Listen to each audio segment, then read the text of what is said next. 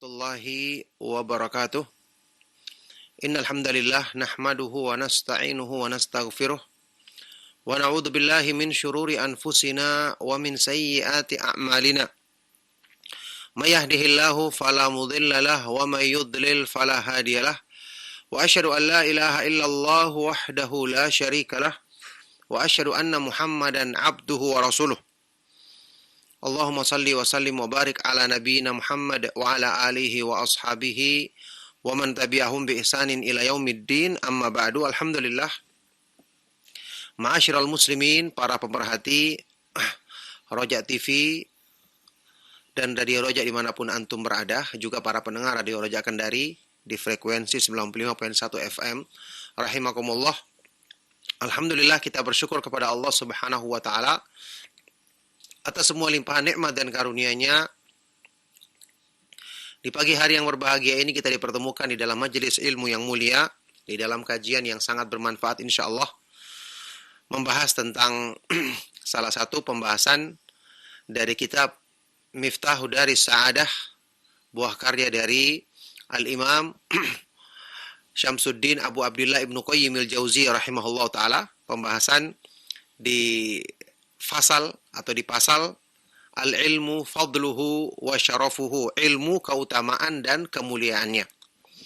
Alhamdulillah, kita masih membahas segi-segi keutamaan dan kemuliaan ilmu yang seharusnya cukup menjadi motivasi besar bagi kita untuk semangat menetapi ilmu yang Allah Subhanahu wa taala turunkan kepada nabinya yang mulia Nabi Muhammad sallallahu alaihi wasallam.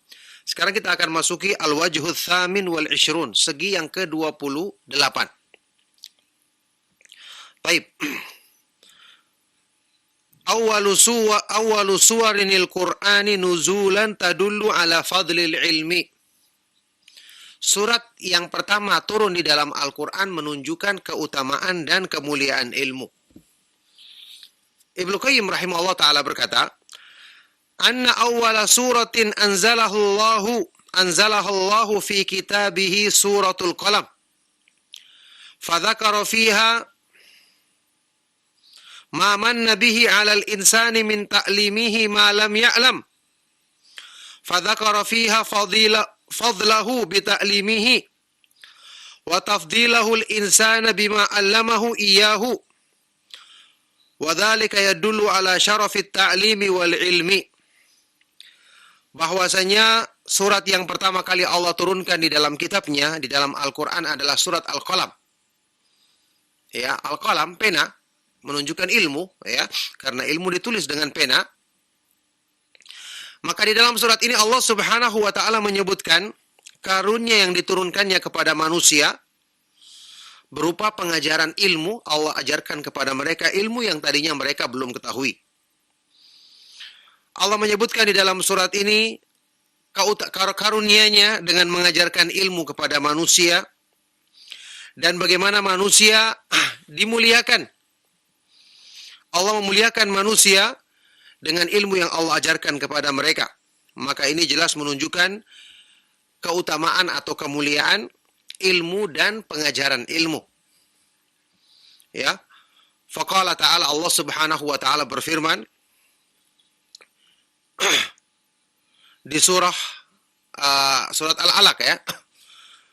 Nah, di surat Al-Alaq Allah Subhanahu wa taala berfirman, A'udzu billahi minasyaitonir rajim. Iqra bismi rabbikal ladzi khalaq. Khalaqal insana min 'alaq. Iqra wa rabbukal akram alladzi 'allama bil qalam. 'Allamal insana ma lam ya'lam. Surat Al-Alaq ayat ke-1 sampai ayat yang ke-5. Jadi Allah Subhanahu wa taala berfirman, A'udzubillahi minasyaitonir rajim, Iqra bismi rabbikal ladzi khalaq. Bacalah dengan nama Rabbmu, dengan nama Allah Subhanahu wa taala yang menciptakan. Dia menciptakan manusia dari al-alaq, dari segumpal darah, ya, janin yang di dalam rahim. Iqra, bacalah, dan Rabbmu Allah Subhanahu wa taala dialah yang al-akram, maha pemurah, maha mulia. Dialah yang mengajarkan kepada manusia bil qalam, dengan perantaraan pena. Dia mengajarkan kepada manusia apa yang tadinya tidak diketahui manusia. Inilah surat yang pertama kali turun, menunjukkan Allah Subhanahu wa taala memuliakan manusia, memberikan keutamaan dengan ilmu yang Allah ajarkan kepada mereka. Ini jelas menunjukkan keutamaan dan kemuliaan ilmu. Faftataha surata bil amri bil qira'atin nasyi'ati anil ilmi.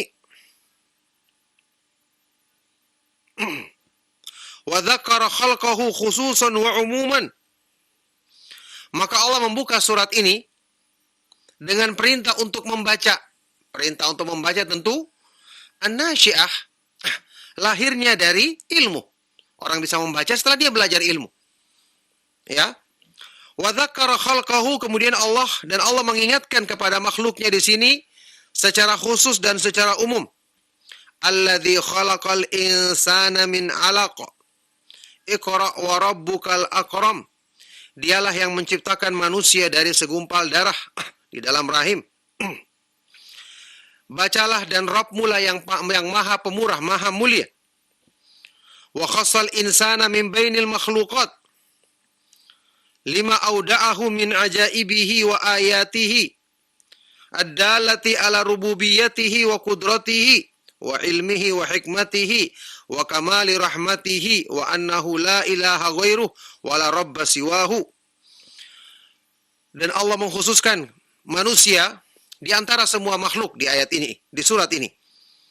Karena Allah Subhanahu wa taala jadikan pada diri manusia beberapa keajaiban, hal-hal yang luar biasa, tanda-tanda kekuasaannya yang menunjukkan sifat rububiyah dan kemahakuasaan Allah Subhanahu wa taala, menunjukkan sempurnanya ilmu dan hikmahnya, sempurnanya rahmatnya, dan bahwasanya tidak ada sembahan yang benar yang pantas diibadahi selain Dia, selain Allah Subhanahu wa taala semata-mata, dan tidak ada Rabb yang mengatur alam semesta selain Allah Subhanahu wa taala semata-mata. Ini jelas menunjukkan keistimewaan yang Allah Subhanahu wa taala jadikan kekhususan bagi manusia, yaitu dengan ilmu yang Allah ajarkan kepada mereka. Makanya Allah sebutkan manusia secara khusus di dalam ayat ini.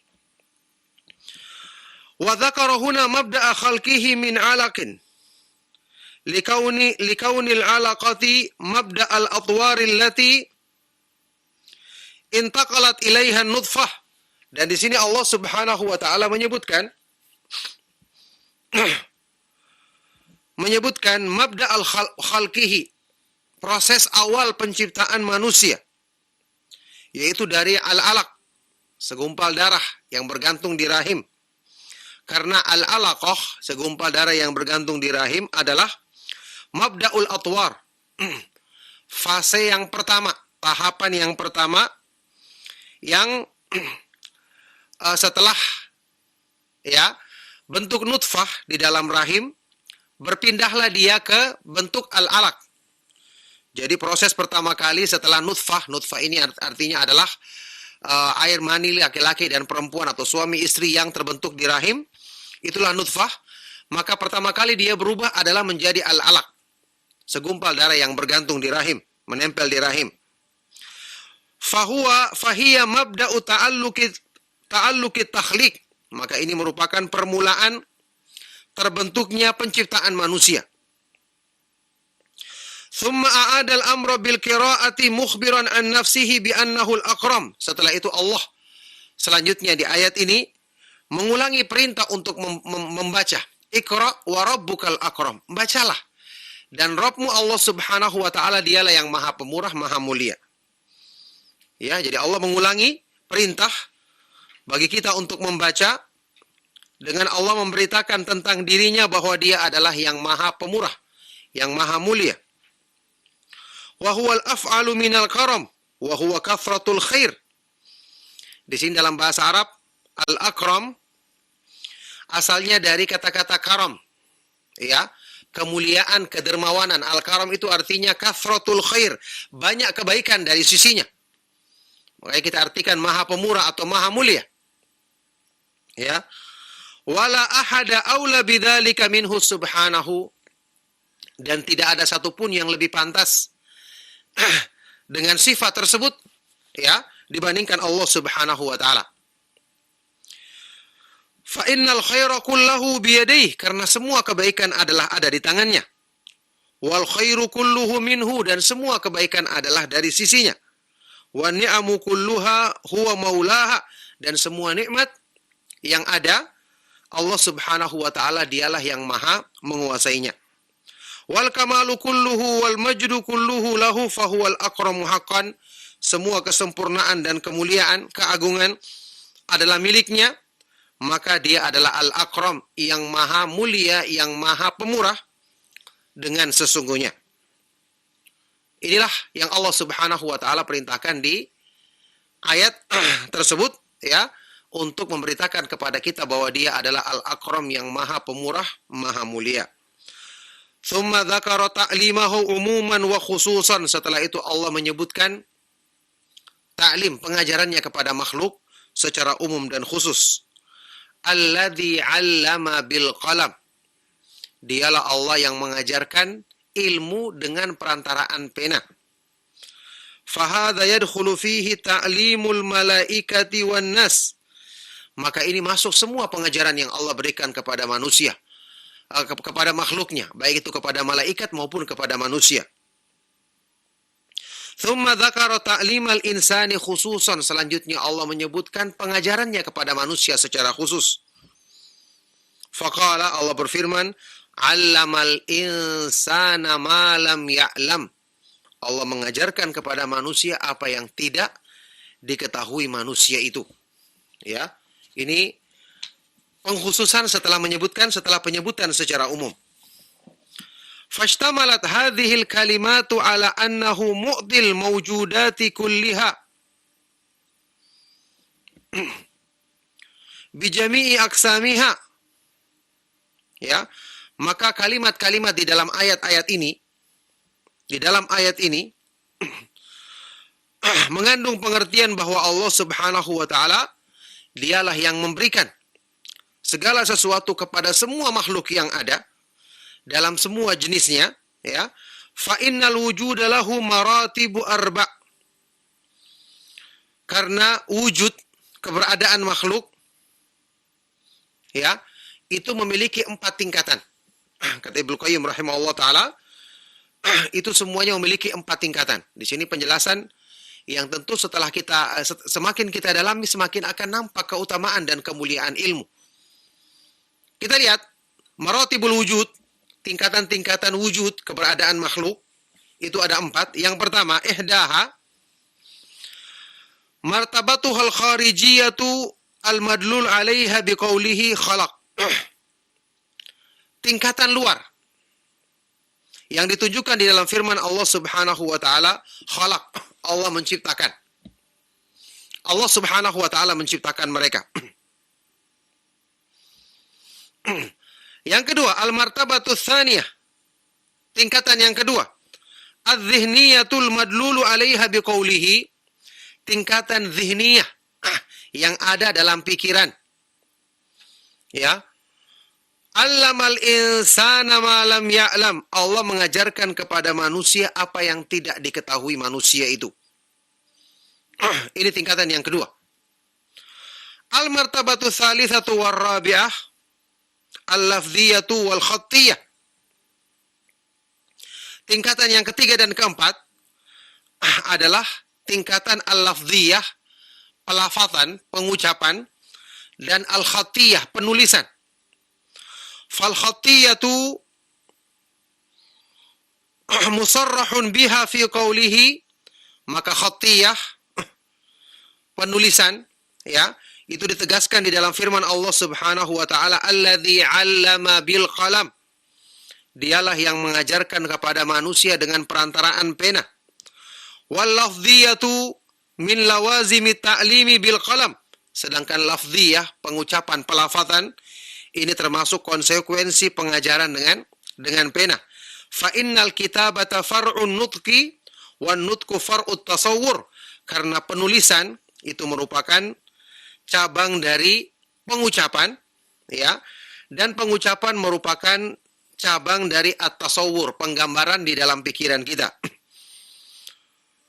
Masya Allah, maka kalimat firman ayat Al-Quran ya, di dalam ayat ini, firman Allah Subhanahu wa Ta'ala di dalam ayat ini, di dalamnya terkandung maratibul wujud, tingkatan-tingkatan keberadaan manusia, kesempurnaan manusia secara keseluruhan. Allah menciptakannya, kemudian dia benar-benar ada di dalam pikiran, ya, dengan Allah Subhanahu wa Ta'ala mengajarkan kepadanya ilmu yang tidak diketahuinya. Kemudian setelah itu manusia pun bisa mengucapkan ilmu yang Allah Subhanahu wa Ta'ala ajarkan padanya, melafadzkannya, dan setelah itu mereka bisa menuliskannya. Ini adalah maratibul wujud, tingkatan wujud yang Allah Subhanahu wa Ta'ala sempurnakan pada diri manusia, dan semua ditunjukkan di dalam ayat ini untuk menggambarkan keutamaan dan kemuliaan ilmu yang sangat tinggi di sisi Allah Subhanahu wa Ta'ala.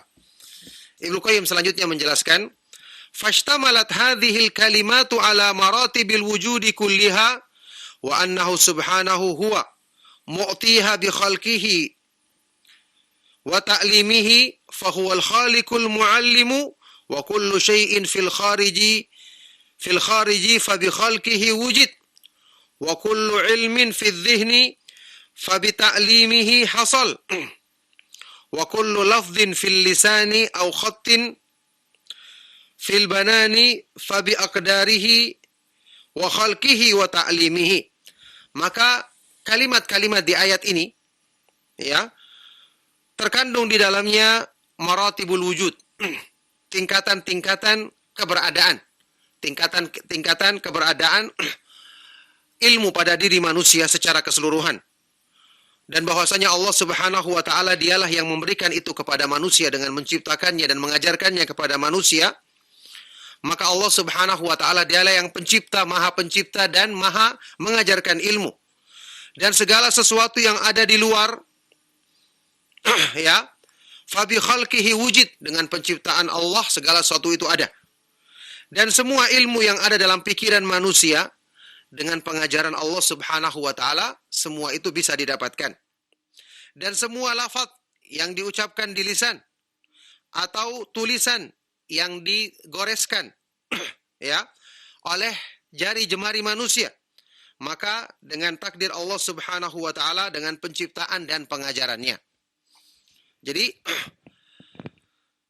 maratibul wujud, tingkatan-tingkatan keberadaan ilmu. Allah Subhanahu wa Ta'ala pertama menciptakan manusia, karena tidak mungkin manusia bisa memahami kalau dia tidak ada. Ya. Kemudian yang kedua, tingkatan adz-dzihniyah. Allah Subhanahu wa Ta'ala ajarkan kepada manusia ilmu sehingga ilmu itu masuk ke dalam pikiran mereka. Setelah itu Allah Subhanahu wa Ta'ala jadikan manusia bisa melafadzkan ilmu dan kemudian menuliskan ilmu dengan jari-jari mereka.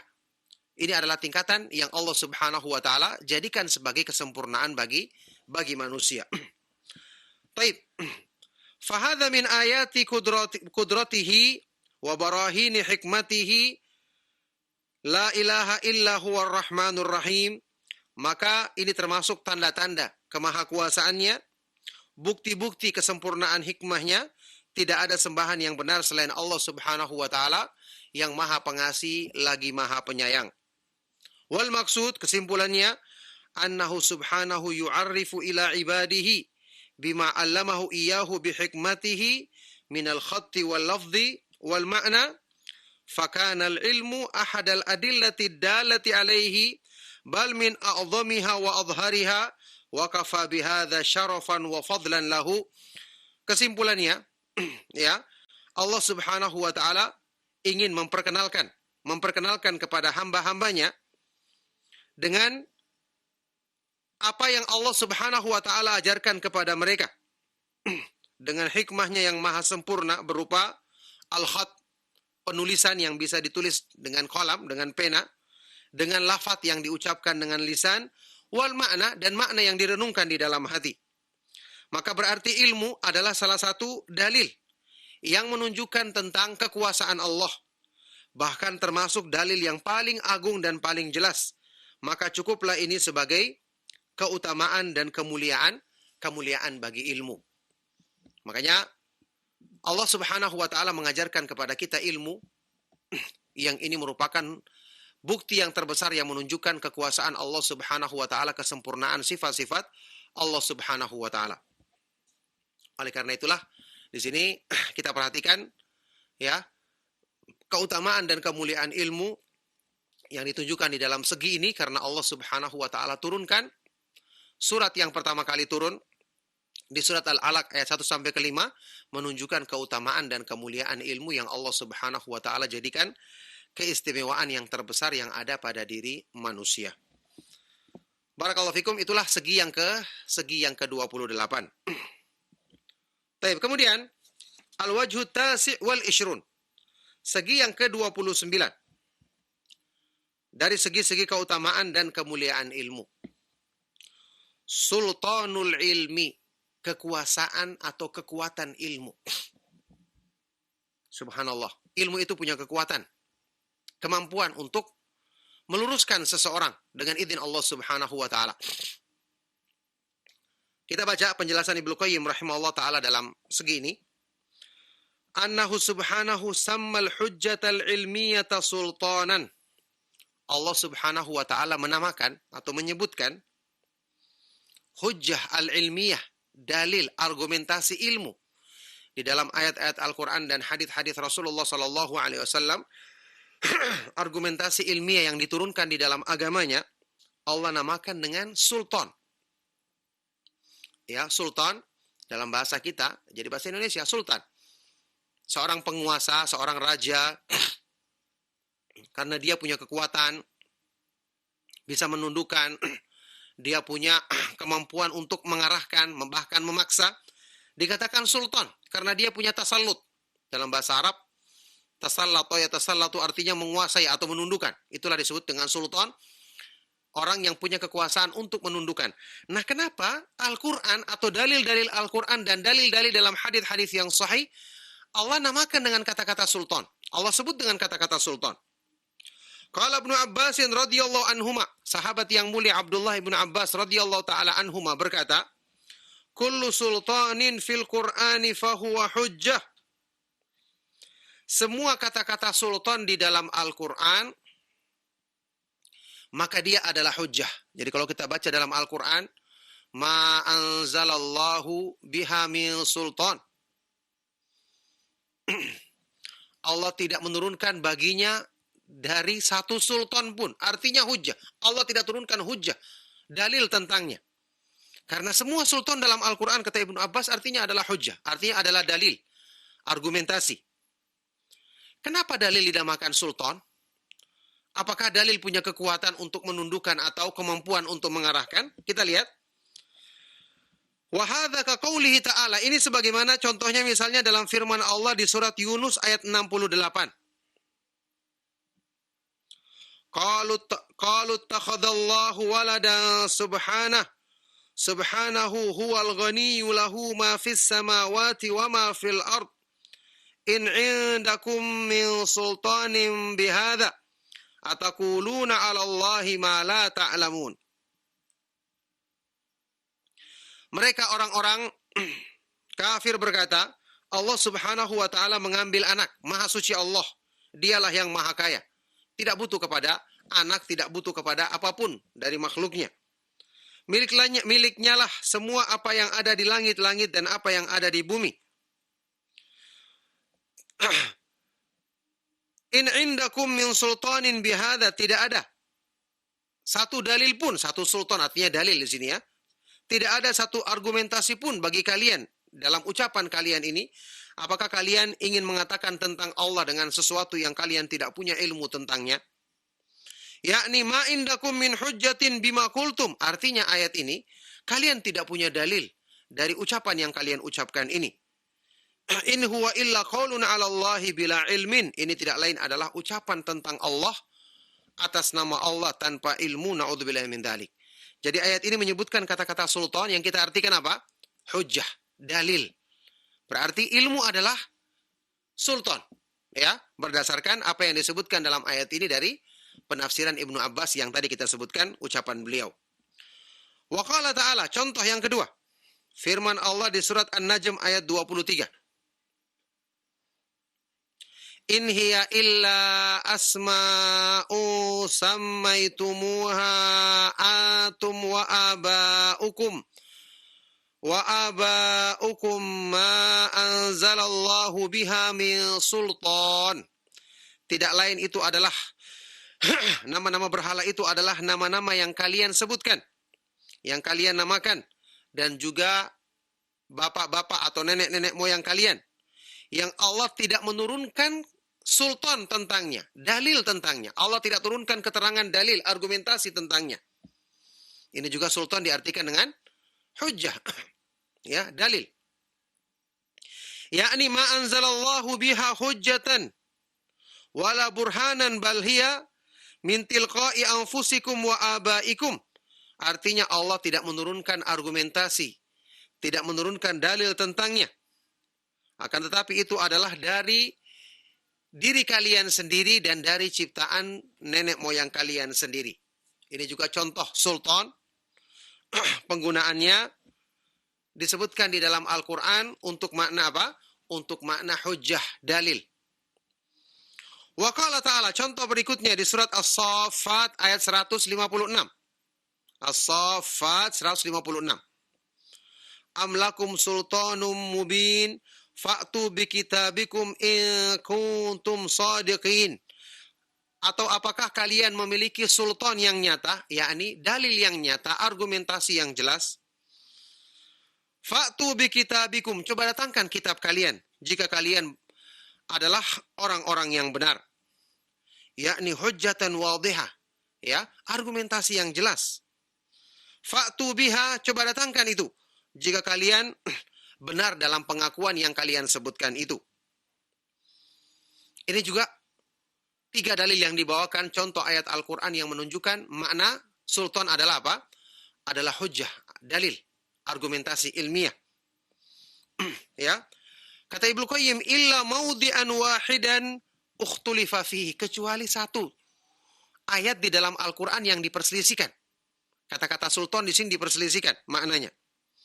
Wa huwa qauluhu, yaitu firman Allah di surat Al-Haqqah ayat 28-29. Ma aghna anni maliyah halaka anni sultaniyah. Tidak mencukupi bagiku harta yang aku miliki di dunia untuk menyelamatkan aku dari adab Allah. Hilanglah atau binasalah dariku sultaniyah. Hilanglah kekuatanku, kekuasaanku sewaktu di dunia. Sultan di sini diperselisihkan maknanya. Fakila, ada yang mengatakan al-muradu bihil qudratu wal mulk, maksudnya adalah kekuasaan dan kerajaanku. Kekuatan dan kerajaan, kekuasaanku hilang. Ya, hilang dan binasalah kekuasaanku, tidak ada lagi manfaatnya kerajaan yang aku miliki sewaktu di dunia. Ai dhahaba anni mali wa mulki, ketika di akhirat hilanglah hartaku dan kekuasaanku, kerajaanku. Fala mala li wala sultan, sehingga aku tidak punya harta dan tidak punya kekuatan lagi sekarang. Naudzubillahi min dzalik. Itu makna yang pertama. Wakila, ada juga yang mengatakan huwa ala babihi. Makna yang kedua atau pendapat yang kedua ini sama dengan makna sultan di ayat-ayat sebelumnya. Artinya juga hujjah, argumentasi. Hilang kemampuanku untuk berargumentasi saat ini. Ai in qata'at hujjati, terputuslah argumentasiku. Batal hujjahku. Fala hujjata li, maka tidak ada argumentasi untuk membelaku di hadapan Allah saat ini, yaitu pada hari kiamat. Na'udzubillah min dzalik. Ini tentu ucapan orang-orang kafir ketika menghadapi perhitungan di sisi Allah Subhanahu wa taala pada hari kiamat nanti. Ini pun perbedaan pendapat, ada pendapat lain dan ada yang mengatakan sama. Makna sultan di sini sebagaimana pernyataan Ibnu Abbas, semua kalimat sultan artinya adalah hujjah, argumentasi atau dalil yang diturunkan dalam ayat-ayat Al-Quran atau hadis-hadis Rasulullah Sallallahu Alaihi Wasallam. Kata Ibnu Qayyim, wal maksud, kesimpulannya, anna Allah Subhanahu sama ilmal hujjati sultanan. Allah Subhanahu wa taala menamakan ilmu tentang dalil Al-Quran, dalil hadis-hadis yang sahih, Allah namakan dia sultan. Berarti dia punya kekuatan, kemampuan untuk mengarahkan, bahkan memaksa, menundukkan hati. Li'annaha tujibu tasalluta sahibiha waqtidarahu. Karena dalil itu akan menjadikan pemiliknya memiliki kekuatan, kemampuan menundukkan, dan punya kekuasaan. Falahu biha sultanun alal jahilin. Dengan ilmu dia memiliki kemampuan menundukkan orang-orang yang jahil. Kata beliau, bal sultanul ilmi a'zamu min sultanil yadi. Ya, bahkan kekuatan ilmu, kekuasaan dengan ilmu lebih besar, lebih agung dibandingkan dengan kekuatan tangan. Kekuatan dengan sekedar keperkasaan fisik. Walihada yanqadun nasu lil hujjati malam yanqaduna lil yadi. Oleh karena itu manusia bisa tunduk dengan dalil yang itu tidak mereka lakukan dengan kekuasaan tangan, kekuasaan fisik. Fa innal hujjata tanqadu lahal qulubu wa ammal yadu fa innama yanqadu lahal badanu. Karena hujjah, dalil itu ya menjadikan hati tunduk. Adapun kekuasaan tangan, kekuasaan fisik, kalaupun menjadikan tunduk, maka hanya menjadikan tunduk anggota badan saja. Fal hujjatu ta'sirul qalba wa taquduhu wa tudhillul mukhalifa wa in adhara al-inada wal mukabarata fa qalbuhu khadi'un laha dhalilun makhurun tahta sultanihi. Ya, maka hujjah, dalil, inilah yang akan mengikat hati manusia, menundukkan hati manusia, merendahkan orang yang menyelisihi kebenaran. Meskipun dia menampakkan seolah-olah dia menentang atau menyombongkan diri, membantahnya, tapi hatinya pasti benar-benar akan tunduk kepada dalil, hatinya akan rendah dan tunduk di bawah kekuasaan dalil. Ini kita dapati ya sebagai buktinya, dan nanti kita akan baca keterangan-keterangan berikutnya yang menunjukkan bukti pembahasan masalah ini. Kita dapati contoh misalnya, orang-orang yang berilmu dari kalangan para ulama Ahlus Sunnah wal Jamaah dicintai oleh manusia sampai pun mereka telah meninggal dunia. Hati selalu terikat kepada mereka. Waktu kita sebutkan nama mereka, kita katakan rahimahullah ta'ala. Semoga Allah merahmatinya. Mereka akan terus dikenang di hati manusia karena ilmu yang mereka miliki. Beda dengan orang yang mungkin memiliki kekuasaan atau pernah membantu, memiliki kemampuan dengan fisiknya, atau mungkin pernah membantu manusia dengan harta yang dimilikinya. Tidak sampai akan terus dikenang sebagaimana para ulama dikenang. Para ulama mungkin ya secara materi tidak pernah memberikan apa-apa kepada kita. Tapi dengan ilmu yang mereka miliki, pembimbingan yang mereka miliki, apalagi pengajaran tentang akidah yang benar, tentang tauhid, tentang iman, menjadikan kita selalu mengingat dan mendoakan mereka. Bahkan kita setiap menyebut nama mereka, kita katakan doa-doa, rahimahullah, semoga Allah merahmatinya. Ghafarallahu lahu, semoga Allah mengampuni dosa-dosanya. Semoga Allah subhanahu wa ta'ala menempatkan dia di tempat yang tinggi di dalam surganya. Ini semua adalah menunjukkan kepada kita, hati manusia lebih tunduk kepada dalil, kepada ilmu dibandingkan kepada kekuasaan fisik yang dimiliki oleh manusia. Ya, ada kisah yang mungkin juga pernah saya sebutkan di kajian-kajian yang lalu. Kisah yang disebutkan di dalam biografi ulama besar, ya, ulama Ahlus Sunnah wal Jamaah, Imam Ahlul Hadis di zaman tabi'ut tabi'in yang terkenal, yaitu Imam Abdullah ibn Mubarak al-Marwazi. Ketika suatu saat, ya, dia berkunjung ke satu negeri, yang kebetulan di negeri itu ada Khalifah Al-Ma'mun bersama istrinya, sedang berada di tempat peristirahatan yang tinggi atau semacam istana yang disiapkan di negeri tersebut untuk ditempati oleh sang khalifah ketika berkunjung ke negeri itu. Ketika satu saat istrinya sedang berada di bagian atas istana tersebut, tiba-tiba dia melihat sekelompok orang berlarian ke satu arah. Ya, terburu-buru, semua ingin segera mendatangi tempat tersebut. Maka dia pun kaget. bertanya kepada para pengawalnya, apa yang terjadi?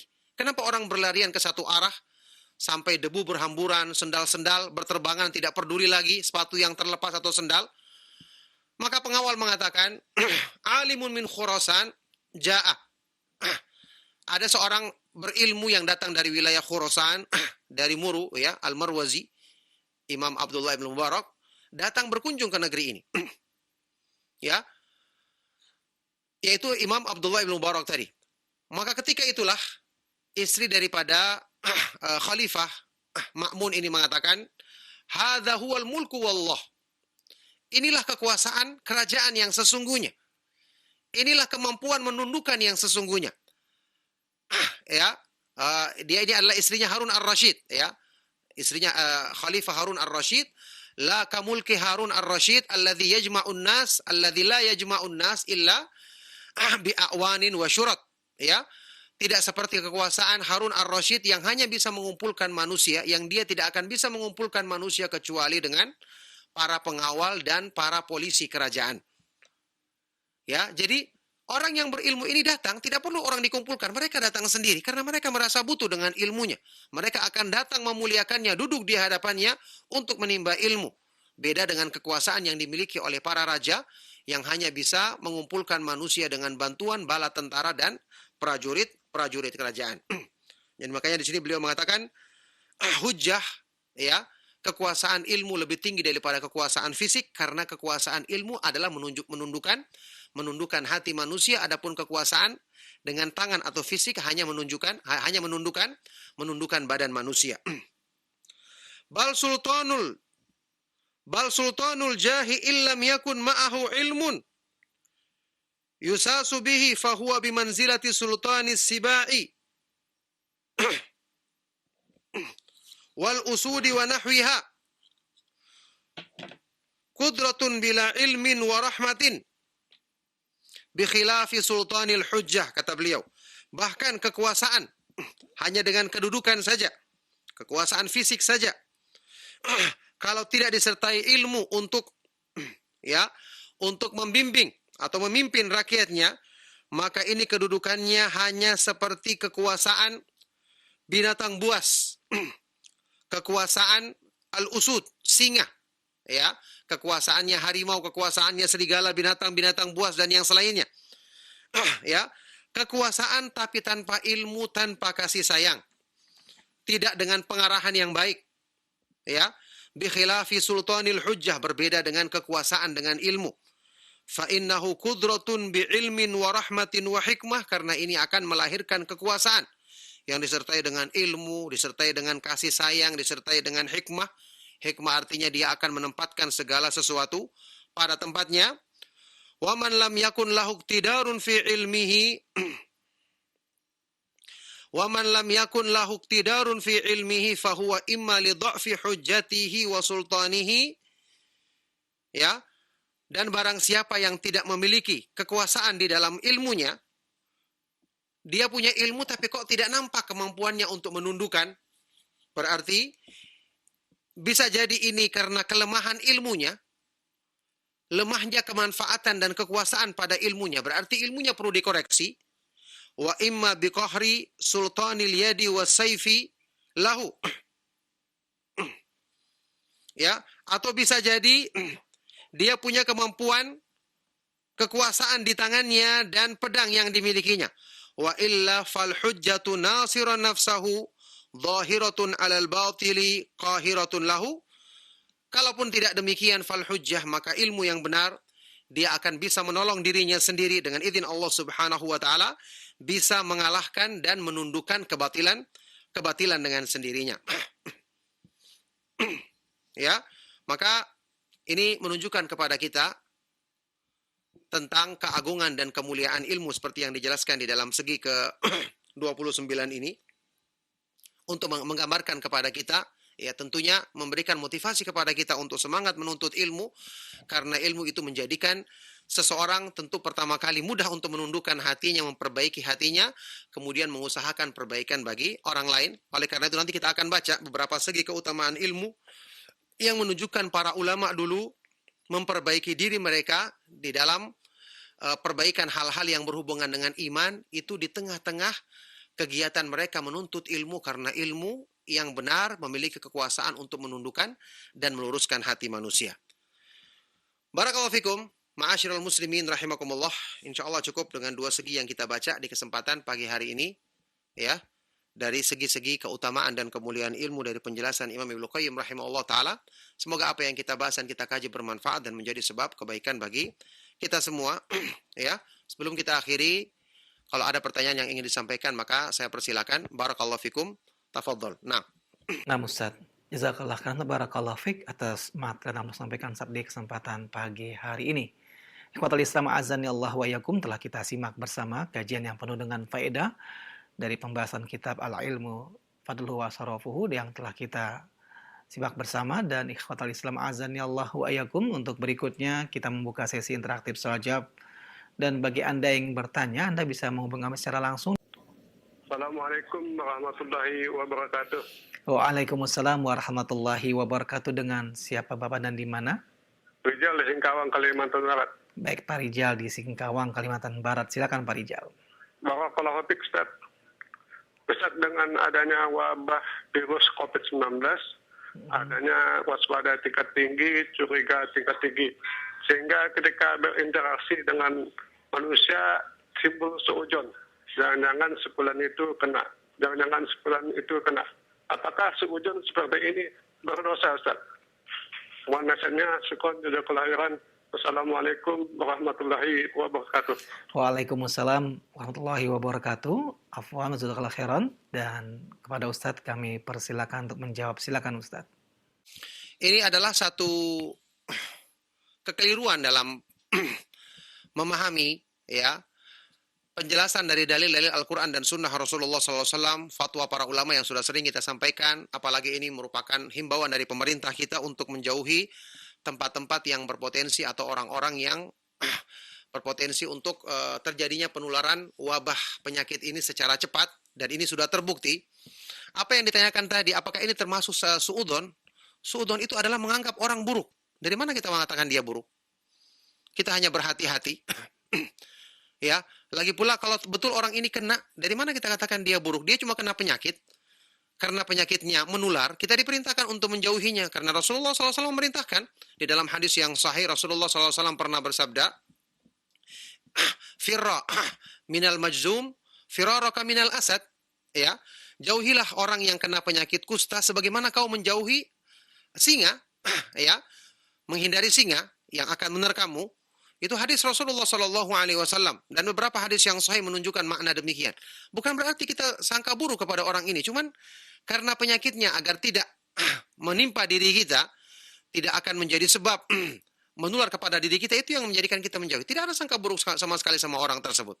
Lagi pula kondisinya sudah terbukti bahwa hal-hal yang seperti ini, misalnya kadang-kadang tidak kelihatan ciri-ciri yang jelas, atau orang tadi mungkin sudah pernah kena tapi belum kelihatan gejala pada dirinya, atau mungkin kita yang sudah kena agar tidak menularkan kepada orang yang lain. Ini semua dalam rangka penjagaan. Sama sekali tidak ada sangka buruk dalam masalah ini, karena tidak mungkin agama Islam mengajarkan kepada kita sesuatu yang buruk dalam kondisi-kondisi seperti ini. Sama dengan persangkaan-persangkaan yang lain dalam masalah ini tidak dibenarkan. Kita ketahui dalil-dalil yang jelas, fatwa para ulama, apalagi ini himbauan pemerintah kita untuk menjauhi hal-hal yang bisa berpotensi mempercepat tersebarnya penyakit yang semoga Allah Subhanahu wa taala segera menghilangkan dari diri kita penyakit atau wabah yang sangat cepat menularnya ini. Nah, barakallahu fikum.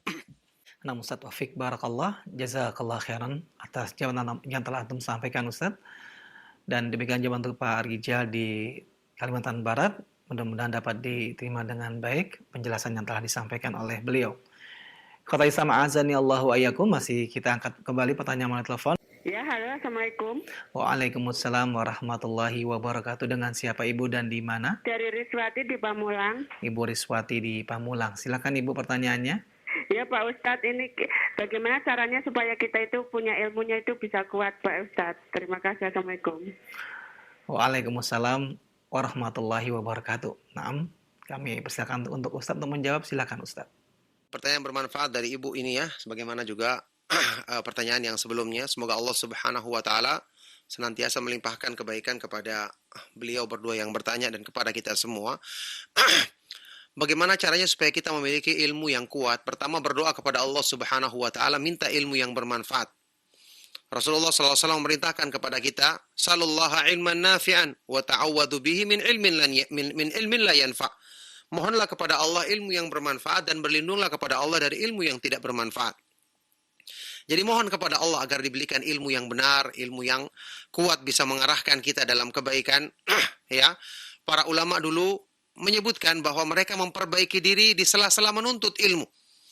Seperti pernyataan Imam Ad-Daraqutni yang mengatakan, "Talabnal ilma li ghairillah fa aba ay yakuna illa lillah." Kami dulu menuntut ilmu bukan niatnya karena Allah, tapi ilmu itu enggan. Untuk kemudian ilmu itu membawa kami, mengarahkan kami untuk meluruskan niat karena Allah semata-mata. Jadi mohon kepada Allah. Makanya kita diperintahkan berdoa, ya, meminta ilmu yang bermanfaat. Allahumma inni as'aluka ilman nafi'an, disebut dalam hadis yang sahih. Kemudian Allahumma inni a'udzubika min ilmin la yanfa', ya Allah aku berlindung kepadamu dari ilmu yang tidak bermanfaat. Di dalam Al-Qur'an juga Allah perintahkan kepada Rasulullah SAW, wa qur rabbi zidni ilma, dan katakanlah, wahai Rabbku tambahkanlah ilmu kepadaku. Mohon kepada Allah dengan permohonan-permohonan seperti ini untuk memudahkan kita mendapatkan ilmu yang kuat pengaruhnya untuk memperbaiki diri kita. Kemudian kita berusaha belajar dengan petunjuk Allah Subhanahu wa taala dan Rasulnya dengan penafsiran yang benar, pemahaman para sahabat radhiyallahu taala anhum ajma'in.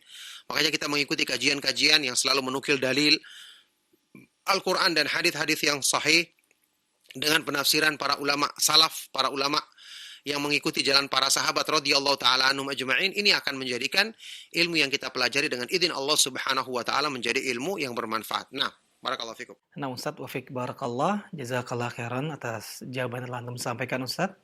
Demikianlah jawabannya untuk Ibu yang telah bertanya tadi, dan benar-benar dapat difahami dengan baik benar jawaban yang telah disampaikan oleh Ustadz. Ikhwatal Islam azani Allah wa iyyakum. Masih kami buka sesi interaktif soal jawab berikutnya. Halo. Ya. Halo. Assalamualaikum. Waalaikumsalam warahmatullahi wabarakatuh. Dengan siapa Bapak dan di mana? Dari Ali di Jakarta. Dari Ali di Jakarta. Silakan Pak Ali. Ya, Assalamualaikum Ustaz. Jadi sekarang ini kan kita social distancing gitu ya. Sebelah rumah saya itu kan masjid. Cuman belakangan ini saya tidak sholat berjamaah di masjid karena untuk pencegahan penularan corona. Itu gimana ya Mas Ustaz? Mohon penjelasannya. Terima kasih. Assalamualaikum. Baik, terima kasih kembali atas pertanyaannya. Waalaikumsalam warahmatullahi wabarakatuh. Dan kepada Ustadz kami persilakan menjawab. Silakan Ustadz. Ya, barakallahu fikum. Ini sudah beberapa kali dibahas. Untuk kondisi-kondisi yang saat ini, ya, karena penyebaran virus corona ini demikian cepat, kemudian tentu saja termasuk tempat-tempat yang di situ ada keramaian atau mengumpulkan banyak orang, tempat-tempat yang dikhawatirkan potensinya besar untuk menyebarkan hal ini, maka para ulama berfatwa termasuk hal-hal yang seperti ini menjadikan kita sementara waktu meninggalkan salat berjamaah di masjid, karena hadis-hadis yang sahih menunjukkan Rasulullah Shallallahu Alaihi Wasallam ya memperbolehkan kita tidak melaksanakan salat berjamaah di masjid ketika hujan turun. Untuk hujan saja, hujan deras yang turun saja, kita tidak berjamaah di masjid, apalagi untuk perkara yang bahayanya lebih besar dibandingkan hujan deras. Bahkan hadis-hadis yang sahih menyebutkan ketika hujan atau ketika ada halangan tertentu, itu muadzinnya mengganti adzannya yang tadinya memanggil dengan hayya 'alas shalah, marilah melaksanakan salat, diganti dengan shallu fi buyutikum atau shallu fi rihalikum. Salatlah kalian di rumah-rumah kalian atau di tempat-tempat tinggal kalian. Itu hadisnya disebutkan hadis yang sahih riwayat Imam Bukhari, juga riwayat Imam Muslim. Oleh karena itu, ketika kondisi seperti ini seorang ya melaksanakan salat di rumahnya, dan lebih utama kalau dia bisa berjamaah di rumahnya, maka inilah yang harusnya dilakukan oleh seseorang dan berusaha semaksimal mungkin untuk mengurangi kegiatan keluar rumah, kecuali untuk hal-hal yang benar-benar kebutuhan atau sesuatu yang mendesak, sesuatu yang bersifat darurat. Nah, barakallahu fikum. Nah, Ustadz Wafik Barakallah, jazakallah khairan atas jawaban yang sampaikan Ustadz. Demikianlah jawabannya yang telah diberikan. Dan ikhwatal Islam azani Allah wa iyyakum, untuk berikutnya kami masih mengangkat pertanyaan. Assalamualaikum. Waalaikumsalam warahmatullahi wabarakatuh. Dengan siapa Ibu dan di mana? Dengan Umar di Tulungagung.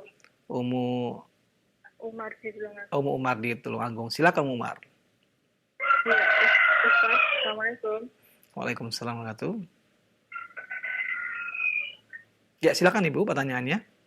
Mau nanya Ustaz, mengenai masalah COVID-19 ini, apa enggak, kalau dengan Al-Quran, Al-Zumar ayat 36 itu kan dikatakan, Alaihissallahu bikafin abdahu wa yukhawwifunaka billazina min dunihi wa may yudlilillahu wa ma lahu min hadi. Bukankah Allah yang mencukupi hamba-hambanya? Mereka menakut-nakuti kamu dengan sesembahan yang selain Dia. Karena siapa dibiarkan sesat oleh Allah, maka tidak seseorang pun yang dapat memberi petunjuk kepadanya. Apakah dengan COVID-19 itu kita ditakut-takuti oleh musuh-musuh Islam sehingga kita menjauhi ya perintah-perintah Allah gitu? Gimana Ustaz? Ya. Tolong menjelaskan. Baik, terima kasih Ibu atas pertanyaannya. Cukup. Baik.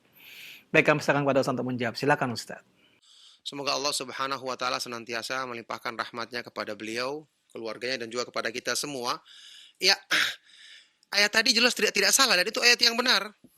Dan ayat ini yang paling tepat dalam mengamalkannya adalah Rasulullah Shallallahu Alaihi Wasallam.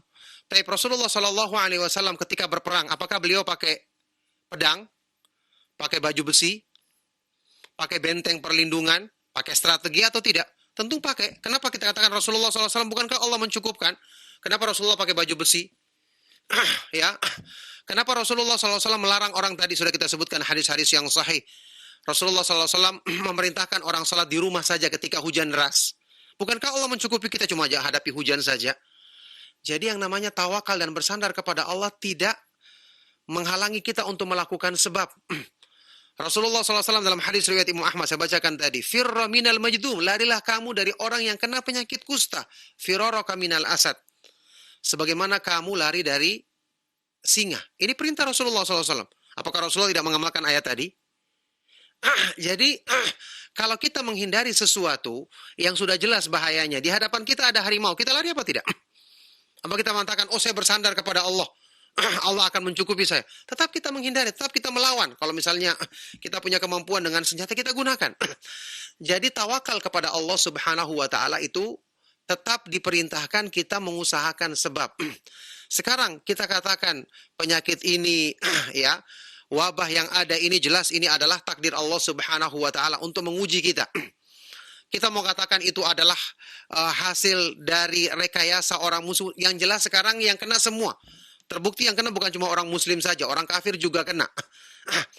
Yang jelas di dalam Islam kita diperintahkan, disyariatkan untuk menghindari sebab-sebab tersebarnya penyakit ini. Makanya para ulama besar di Arab Saudi yang tinggal di Mekah dan di Madinah, sekarang kita ketahui mereka melarang orang untuk melaksanakan sholat. Bahkan masjid ditutup, kecuali Masjidil Haram, Masjid Nabawi. Ini mereka adalah orang-orang yang berilmu, yang paling paham tentang dalil. Karena dalil tadi, ayat tadi yang dibacakan dalam surat Az-Zumar tidak bertentangan. Terbukti Rasulullah SAW sendiri melakukan sebab-sebab yang diperbolehkan. Terbukti beliau SAW mengizinkan atau memerintahkan kita salat di rumah ketika hujan atau ketika angin kencang. Ya, padahal kita masih bisa menghindari. Cuma sekedar basah kalaupun kita kena. Apalagi kalau penyakit yang sudah diterangkan oleh para ahlinya, demikian cepat tersebarnya, untuk kita menghindari, meminimalkan penyebarannya. Tetap kita melaksanakan perintah Allah tapi sesuai dengan kemampuan kita. Kan tidak dilarang melaksanakan sholat. Tidak dikatakan, oh jangan sholat di masjid, berarti jangan sholat. Tidak boleh yang seperti ini. Tetap kita laksanakan sholat di rumah kita. Kalau kita bisa berjamaah dengan keluarga kita, maka itu lebih utama. Ini yang diperintahkan kita. Kemudian kita dilarang untuk keluar, kan tidak ada yang salah. Tidak ada yang salah kalau Anda tidak keluar, berusaha menghindari keluar. Karena Anda tidak diperintahkan untuk meninggalkan agama. Misalnya dikatakan di rumah jangan baca Al-Quran, jangan berzikir. Wah jelas ini tidak ada yang mengatakan demikian. Tetap kita malah rajin berdoa di rumah, rajin membaca Al-Quran, minta kepada Allah agar segera dihilangkan wabah yang cepat menular ini. Naam, barakallahu fikum. Nah Ustaz, wa fikum barakallah, jazakallah khairan atas jawaban yang sampaikan Ustaz. Dan ikhwatal Islam, azani Allah wa iyyakum. Masih kami angkat pertanyaan berikutnya, dan insya Allah pertanyaan terakhir di kesempatan kita pagi hari ini. Assalamualaikum. Waalaikumsalam warahmatullahi wabarakatuh. Dengan siapa Ibu dan di mana? Dari Firliana di Situbondo, Jawa Timur. Ibu Firliana di Situbondo. Silakan Ibu Firliana. Ini Ustadz, Ana tanya tentang masalah ya ujian yang sekarang ini, apakah ini ayat atau hadis? Kata Allah seperti ini, kami uji dengan kekurangan, kelaparan, dan kekurangan buah-buahan, kelemahannya ekonomi. Apakah ini termasuk ayat apa hadis, Ustaz? Mohon penjelasan, Ustaz. Syukron, jazakallah khairan. Assalamualaikum warahmatullahi wabarakatuh. Waalaikumsalam warahmatullahi wabarakatuh. Afwan wa jazakallahu khairan, dan kepada Ustadz kami persilakan untuk menjawab. Silakan Ustadz. Tentang apa yang disebutkan dari pertanyaannya tadi itu adalah firman Allah Subhanahu wa taala di surat Al-Baqarah ayat 155. Walanabluwannakum bisyai'im minal khaufi wal ju'i wa naqsin minal amwali wal anfusi wath thamarat wa basyiris sabirin. Dan sungguh-sungguh kami akan menguji kalian wahai manusia dengan sedikit dari ketakutan, kelaparan dan kekurangan dari buah-buahan, dari harta dan buah-buahan. Dan berilah kabar gembira, ya kekurangan, kehilangan harta, jiwa, dan buah-buahan. Dan berilah kabar gembira bagi orang-orang yang bersabar. Itu surat Al-Baqarah ayat 155. Nah Ustaz, jazakallah atas jawaban yang telah Antum sampaikan Ustaz untuk Ibu Filiana. Dan pertanyaan dari Ibu Filiana merupakan pertanyaan terakhir di kesempatan pagi hari ini Ustaz. Dan sebelum kita akhiri perjumpaan kita di pagi hari ini, kami persilakan untuk Antum menyampaikan ikhtitam Ustaz. Silakan Ustaz. Insyaallah pembahasan yang berhubungan dengan keutamaan dan kemuliaan ilmu yang disampaikan oleh Imam Ibnu Qayyim rahimahullah taala, ya ini pembahasan yang sangat bermanfaat, motivasi kita untuk semakin semangat dalam menuntut ilmu. Contoh saat ini seperti ketika kita menghadapi fatwa para ulama atau himbauan yang bermanfaat dari pemerintah untuk pencegahan penyakit ini, banyak dari orang-orang yang tidak memahami karena mereka tidak mengetahui dalil secara ilmu bahwa hal-hal yang saat ini dihimbau oleh pemerintah kita dan para ulama kita adalah hal-hal yang sesuai dengan dalil. Kadang-kadang orang tidak berilmu sehingga dia mengatakan, "Oh, kita cukup tawakal saja." Nabi SAW yang paling sempurna menerapkan tawakal. Bersamaan dengan itu beliau juga melakukan sebab-sebab yang diperbolehkan di dalam agama. Inilah pentingnya menuntut ilmu agar kita tidak memahami agama ini dengan apa yang kita ketahui dari satu ayat atau satu hadis, kemudian kita melalaikan hadis yang lainnya, akibat dari kita tidak mempelajari agama Allah Subhanahu wa taala dan tidak berusaha mendalaminya. Insyaallah mudah-mudahan di kesempatan berikutnya nanti kita akan mengkaji sebab-sebab atau keutamaan dan kemuliaan ilmu yang lainnya yang akan semakin menguatkan motivasi dalam diri kita untuk semangat mempelajari dan selalu menetapi agama Allah Subhanahu wa taala. Semoga bermanfaat. Kita akhiri sallallahu wasallam barak ala nabiyina Muhammad wa ala alihi wa ashabihi wa man tabi'ahum bi ihsan ila yaumiddin. Walhamdulillahi rabbil alamin. Subhanakallahumma wa bihamdika asyhadu an la ilaha illa anta astaghfiruka wa atubu ilaik. Wassalamualaikum warahmatullahi wabarakatuh.